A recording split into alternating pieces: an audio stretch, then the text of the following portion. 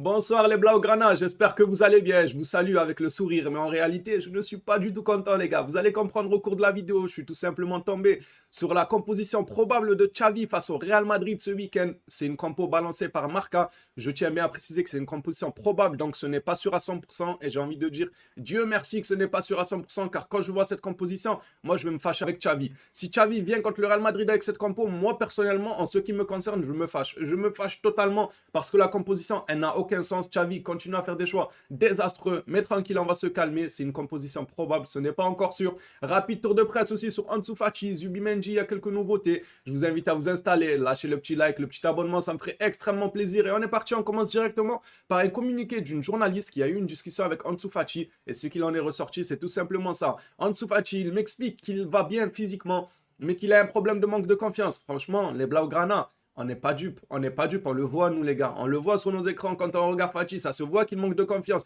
Mais moi là où je comprends pas forcément, après on n'est pas forcément à sa place, mais j'ai l'impression qu'il veut reacquérir cette confiance-là en faisant des choses un peu forcées. Vous voyez ce que je veux dire? Il veut toujours tenter le geste de trop en fait. Joue simple et la confiance reviendra. Il y aura des opportunités où il faudra dribbler, il y aura des opportunités où il faudra tirer, il faudra marquer, il faudra sauter de la tête. Les opportunités viendront à toi sans forcément que tu fasses, tu remues le ciel pour que ça arrive. J'ai l'impression, mon Fati, des fois, il force trop. Il force trop. J'ai encore des flashbacks de l'action où il fait une 2 contre l'Inter, là, il y a encore quelques jours. Une 2 avec Pedri. Pedri qui lui remet magnifiquement bien dans la profondeur. Il est dans la surface. Au lieu de la remettre en une touche au point de penalty, eh ben, le gars, il te sort une talonnade, un Ronaldo shop, appelez ça comme vous voulez, pour revenir sur ses pas. Pourquoi, Fati? Pourquoi? Joue simple, ça aurait pu faire une passe décisive et la confiance monte petit à petit. Moi, c'est ça que je reproche à Xavi, c'est qu'il me... Xavi, je confonds Fati et Xavi, les gars. C'est ça que je reproche à Fati, c'est que j'ai l'impression que ce manque de confiance-là, il veut le combler avec... à forcer, en forçant sur le terrain. Et pour moi, c'est mauvais. Espérons retrouver un grand Fati. Pour l'instant, moi, son retour... Je suis pas convaincu. Je vais pas vous mentir, je suis pas convaincu du retour d'Ansu Fati. On va encore lui laisser du temps en espérant qu'il retrouvera sa confiance. Du côté du Real Madrid, et ça concerne le Classico avec le FC Barcelone, Thibaut Courtois est forfait pour le Classico dimanche. Donc c'est officiel. On en a déjà parlé durant une actualité comme quoi ce n'était pas forcément officiel, c'était pas sûr quoi. Et là, aujourd'hui, on nous informe que c'est officiel. Thibaut Courtois ne sera pas là. J'espère que les attaquants en profiteront pour mettre un maximum de buts dans tous les cas. En réalité, on a une attaque tellement bonne que Courtois ou pas Courtois, ils se doivent de marquer. Franchement, les buteurs, les AD, ils se doivent de marquer. Courtois ou pas Courtois, il est au FC Barcelone, il a signé au Barça et c'est pas Courtois qui nous ferait peur. Normalement, mais bon, vu le contexte, vu que Xavi il est têtu, eh ben, on doit se contenter que Courtois n'est pas là. Zubimendi a officiellement renouvelé son contrat du côté de la Real Sociedad, mais pas de panique, sa clause de libération reste, elle, à la même somme, les gars. 60 millions, il me semble, entre 60 et 70 millions, ça reste pareil. Il a prolongé, mais sa clause n'a pas bougé. Donc, si le Barça veut aller le chercher dès la saison prochaine, ils n'auront que à payer 60 millions. Que. C'est facile à dire, mais vous avez compris, sa clause n'a pas bougé. On va passer à quelques déclarations de Laporta durant l'après-midi. Alors, je ne vais pas vous mentir, j'ai pas retenu toutes ces déclarations, car il y en a. Voilà, ça patinait, ça tournait en rond, quoi. Franchement, c'est du vu, du revu, etc. Je n'ai pas voulu donner mon avis sur ça. Laporta, on voulait grandir en Champions avec comme objectif principal la Liga. C'est compliqué, mais on continue de supporter cette équipe. Bien évidemment, les gars, qu'on continue de supporter cette équipe. Bien évidemment, j'ai vu un peu dans mes débriefs ces derniers jours, il y en a qui m'ont dit, moi, je supporte plus le Barça. Les gars, c'est pas comme ça que ça marche. Franchement, on doit être soudés dans les catastrophes, comme dans les bons moments. Il faut, dès que le Barça coule, moi, je supporte plus ce club. C'est trop facile. Franchement, c'est trop facile. Nous, on restera Blaugrana, bien évidemment. On restera derrière eux. Mais par contre, on sera très, très exigeant. Quitte à ce que ça ne plaise pas. Quitte à ce que, quand j'en veux à quelques joueurs, on me dit oui, mais respecte ci, Nikon, respecte ci. Moi, je vous l'ai dit, moi, c'est pas mon souci. Je suis exigeant. Je sais ce que vaut le FC Barcelone. Je sais ce que a accompli le FC Barcelone. Pour moi, je suis obligé d'être exigeant. Voilà, c'est juste ça. C'est pour ça. Je tenais à revenir sur ça parce que je vois vos commentaires et des fois, on me dit ouais, sois gentil avec lui, sois gentil. Mais je suis quoi? Je suis assistant social pour être gentil avec lui, les gars? Est-ce que je suis psychologue, moi, pour être gentil avec lui? On n'est pas psychologue, les gars. On est obligé de donner notre avis sur le match. Et quand quelqu'un joue mal, on dit qu'il joue mal. Quand quelqu'un fait de mauvais choix, on dit qu'il fait de mauvais choix. On est là pour ça. On n'a pas forcément toujours raison, je ne dis pas ça, mais on donne quand même notre avis. Allez, on passe à l'autre communiqué de Laporta. On a fait le job pour avoir une belle équipe. On a eu un tirage compliqué. C'est vrai que le tirage, il ne nous a pas aidé. Et on n'a pas eu de chance avec la VAR à Munich et à Milan. On ne doit pas se victimiser, mais il faut aussi le dire. Je suis d'accord et pas d'accord en même temps. Je suis d'accord dans le sens où, c'est vrai, les arbitres ont été contre nous. Il n'y a rien qui a été pour le Barça. On l'a déjà dit, les blessures, les arbitres, tout ça, c'est réel. On a été saboté de A à Z. Mais quand tu vois que tu es un coach qui aurait pu mieux faire. Par exemple, en milieu de terrain, il avait le choix. En défense, allez, on lui accorde, c'est pas grave. Il y a des blessés, on peut comprendre, on peut comprendre. Il a essayé de boucher les trous comme il pouvait. Mais en milieu, il avait le choix. Franchement, en milieu, il avait le choix. Il a vu qu'à l'aller, Gavi, Busquets, tout ça, c'était dépassé. Au retour, il nous remet la même chose. Il gagne 1-0, il marque 1-0 à la mi-temps. Il se dit pas qu'en deuxième mi-temps, je vais changer ce milieu, je vais le densifier, je vais mettre des piles un peu qui sont capables de bouger un peu partout. Et non pas un Busquets qui va trop subir et qui va tout simplement succomber à cette pression que l'Inter mettra pour essayer de revenir au score. C'est ce qui s'est passé. Mais Xavi n'a pas voulu s'adapter à la situation. Il a voulu être têtu, il veut mourir avec ses idées. Artiste du Périgord. La vida che loca, loca sta vida. Approchez messieurs dames, c'est gratuit. Je fais cette aventure avant tout pour la communauté.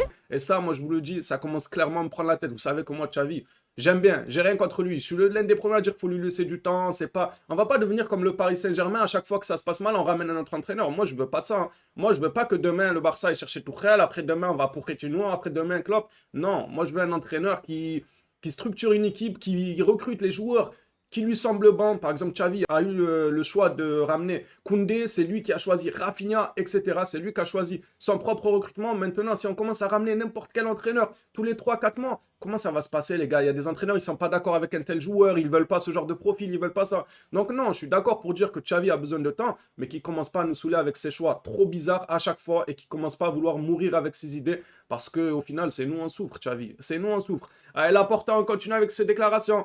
On pourra avoir un manque à gagner de 20-25 millions en cas d'élimination, mais on va le compenser par des revenus de sponsoring, la vente de maillots et des revenus additionnels de l'Europa League. Si on y va, j'en reviens toujours pas, les gars. J'aurais pas dû le prendre. Franchement, ce communiqué-là, j'aurais pas dû le prendre parce que j'en reviens toujours pas que le Barça va enchaîner une deuxième saison en Ligue Europa. C'est vraiment une dinguerie où on était, où on en est arrivé. C'est vraiment une dinguerie, les gars. Deuxième saison en Ligue Europa. Ah, ça fait mal, les gars. Mais en tout cas, Laporta, là, ce qu'il nous explique, là, son baratin, c'est que oui, on aurait pu gagner 20-25 millions en nous qualifiant en huitième et on va combler ça avec le sponsoring, tout ça. Voilà, les gars. Franchement, j'aurais pas dû revoir Barça Ligue Europa. Xavi continue de croire. Franchement, des communiqués, les gars, aujourd'hui, les communiqués, ça me tend un peu, on va dire. Xavi continue de croire que Sergio Busquets est un élément clé de son projet de l'équipe. On parle d'un joueur qui, dans quelques mois, va être libre, dans quelques mois, va partir en MLS. Mais Xavi continue de croire que Busquets, c'est un élément clé dans son projet. Clé, c'est clé, quoi. C'est pas un élément peut-être important. Moi, je vous le dis, Busquets, bon, en Ligue des Champions, il a enchaîné erreur sur erreur. Ça, c'est un fait. Busquets, en première mi-temps contre l'Inter, il fait son petit match pépère tranquille. Deuxième mi-temps, il ne doit pas être sur le terrain. Mais quelle clé tu parles, Xavi? Dis-nous quelle clé. Ta clé, dans 6 mois, elle va être libre. De quelle clé tu nous parles, Xavi?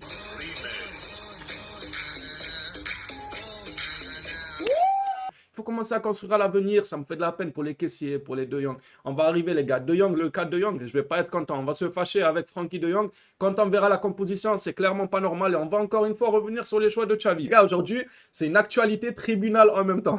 Je vous ai dit, je vais avoir du mal à me remettre de cette élimination en Ligue des Champions. Pourtant, vous le savez, moi, je vous ai dit, le plus important, cette saison, une saison de reconstruction, c'est la Liga. Ah, moi, j'ai été clair dès le début. On peut peut-être aller titiller les grands, Ligue des Champions, faire des bons trucs et tout. J'y croyais. Je croyais à une quart de finale, voire demi-finale même, j'y croyais. Je voyais un peu loin en Ligue des Champions. Mais je disais qu'on ne va pas forcément la gagner. Mais pour la Liga, je veux qu'il la gagne. Je veux qu'on reconquérisse, voilà, ça se dit, oui, qu'on reconquérisse l'Espagne, la Liga, avant d'aller reconquérir la Ligue des Champions. Et si on pouvait faire les deux, bah pourquoi pas, ça m'aurait fait plaisir.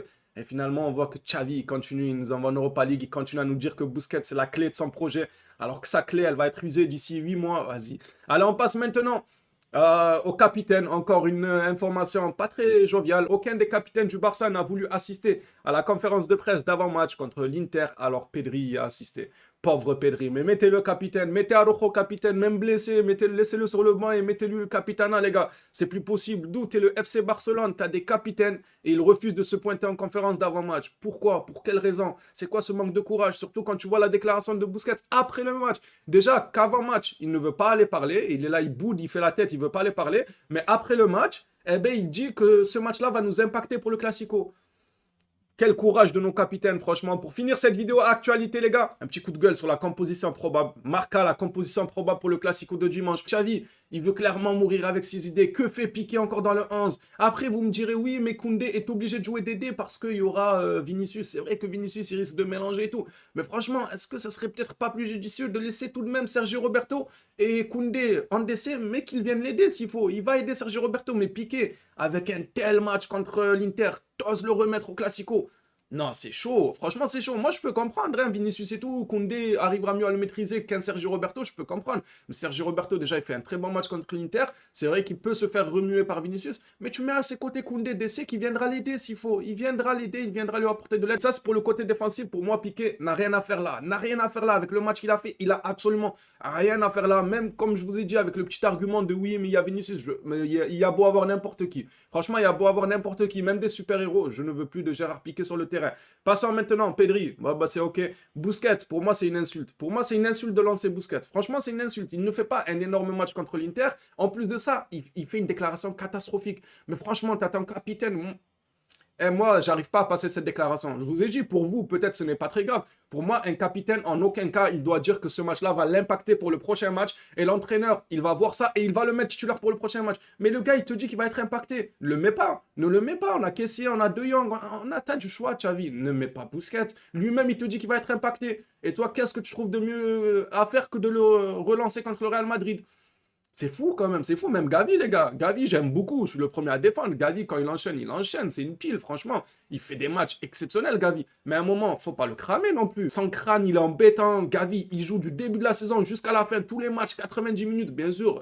J'agrandis un peu la chose. Il a eu à sortir, il a eu à être sur le banc. Mais c'est très rare. C'est très rare. Et à son âge, ce n'est pas normal. Ce n'est pas normal de le carboniser autant en Ligue des Champions, autant en championnat. Surtout quand t'as Frenkie de Jong et Kessié. Surtout Frenkie de Jong, les gars. Frenkie de Jong contre l'Inter, il rentre. Son entrée, c'est pas qu'elle n'est pas ridicule, c'est qu'elle est exceptionnelle. Franchement, son entrée est très bonne, Frenkie de Jong. Pour moi, le match a changé dès que Frenkie de Jong est rentré. Parce qu'il commençait à récupérer des ballons, à casser des lignes, il montait 2-3 lignes, ensuite il faisait la passe. On voyait même qu'il disait à Dembélé de lâcher le ballon plus vite. Il en voulait, Frenkie de Jong. Donc, Frenkie de Jong, quand il fait une bonne rentrée, et le match d'après, tu le mets sur le banc, c'est quoi le signal? Non, mais il faudrait m'expliquer c'est quoi le signal. Mais il va faire quoi, Frenkie de Jong, pour être titulaire, du coup, pour avoir du temps de jeu? Qu'est-ce qu'il devrait faire? Il doit monter au ciel? Il doit monter où, au juste? Moi, j'arrive pas à comprendre. Franchement, j'arrive pas à comprendre. Peut-être que l'un parmi vous a compris ce que Xavi veut faire. N'hésitez pas à faire part de votre avis dans les commentaires. On est là pour débattre. Mais moi, je ne comprends pas pourquoi quand un joueur fait une très bonne rentrée, quand un joueur, il y a encore des saisons, il était l'un des plus importants du FC Barcelone, tu le mets sur le banc, on dirait qu'il est puni. Moi, je vous l'avais dit même pour Rafinha, rappelez-vous, il y a de ça 2 semaines, une semaine et demie, 2 semaines, je sais plus c'était quand il y avait la trêve internationale. Qu'est-ce que j'avais dit? Rafinha a fait une très bonne trêve internationale avec le Brésil. Rafinha, il revient avec le Barça. Il doit jouer directement en attaquant droit. Tu mets Dembélé en attaquant gauche, qui lui aussi est très bon ces derniers temps. Mais tu mets Rafinha direct. Pourquoi? Pour qu'il soit régulier, pour qu'il continue ses bonnes performances, pour qu'on voit est-ce qu'il est capable de continuer bon match après bon match. Eh ben, Xavi, lui, qu'est-ce qu'il fait? Rafinha revient d'une très bonne trêve internationale avec le Brésil. Il est sur le banc. Voilà, le premier match du Barça en Liga, il me semble, je sais plus c'était quand. Il était sur le banc. Et je vous l'avais dit, on était en live pour ce match. Je vous avais dit, mais pourquoi? Pourquoi quand un joueur performant le met directement sur le banc? C'est quoi le message que tu lui envoies? Dites-moi vous ce que vous en pensez. Rafinha en attaquant gauche, je suis pas content aussi. Rafinha, il le remet là-bas en attaque gauche. Je suis pas du tout content. Franchement, il n'y a rien qui va. J'espère vraiment que cette composition est fausse. Moi, je serais déçu, je serais fâché. Peu importe le résultat, hein. Franchement, même si on venait à gagner, je serais content, bien évidemment, parce que la victoire est super importante. Mais je serais déçu quand même des choix de Xavi. J'arrive pas à les comprendre. Pourtant, en général, je suis quelqu'un qui a beaucoup de recul. Dès qu'il voit un choix, il va dire oui, mais peut-être c'est ci, peut-être c'est ça. Là, il force trop. Et il y a des matchs où je disais peut-être c'est ci, peut-être qu'il préfère Gavi, peut-être il enchaîne Gavi, tout. Mais là, c'est trop. Quand c'est trop, c'est trop. Tu peux plus défendre la chose. Tu peux plus dire je sais pas quoi, si, ça. Xavi abuse. Franchement, Xavi abuse. On verra encore une fois si ça lui donnera raison ou pas. Mais même si ça lui donne raison, moi, je serais déçu que tu aies le choix de faire jouer De Jong, que tu aies le choix de faire jouer Kessié, etc. Et que tu préfères cramer Gavi. Mais Gavi, il va finir par faire un infarctus. Je sais même pas comment on dit, les gars. Il va finir par faire ça sur le terrain. Il faut le laisser se reposer un peu, Gavi. Voilà, cette actualité prend fin. Merci à toi, je l'ai suivi jusqu'ici. N'hésite pas à débattre dans les commentaires, me dire ton avis. Si tu as réussi à cerner les choix de Xavi ou pas du tout. Toi aussi, tu es dans l'incompréhension de ce que Xavi est en train de faire, à forcer avec ces joueurs-là. N'hésite pas à participer au débat, s'il vous plaît, dans le respect. On n'est pas là pour s'insulter. Ceux qui insulteront ou parleront mal, ils seront comme d'habitude ignorés. Franchement, vous faites bande à part. Les gars qui vont venir nous insulter, dire ouais, mais toi t'es ci, toi lui, lui, si. Les gars, ceux qui vont insulter, vous faites bande à part, vous débattez entre vous. On ne dit pas mettez pas vos commentaires, mais vous allez rester entre vous. En tout cas, moi, ce qui me concerne, je lis pas les gens qui insultent. Si quelqu'un insulte, que ce soit moi ou un autre abonné ou quoi, je vais faire abstraction de leurs commentaires. Je vais passer à autre chose. Voilà, comme ça, vous êtes prévenus. Si vous insultez, vous faites bande à part avec les tocards, une petite bande de tocards qui parlent mal de votre côté. Et nous, on débattra comme des grands. On essaiera de donner un peu nos avis, dire pourquoi si, pourquoi pas. Voilà les gars, si le contenu t'a plu, n'hésite pas à me lâcher un petit like, un petit abonnement. Ça fait extrêmement plaisir. On se revoit à la prochaine vidéo du FC Barcelone. D'ici là, prenez soin de vous les phénomènes.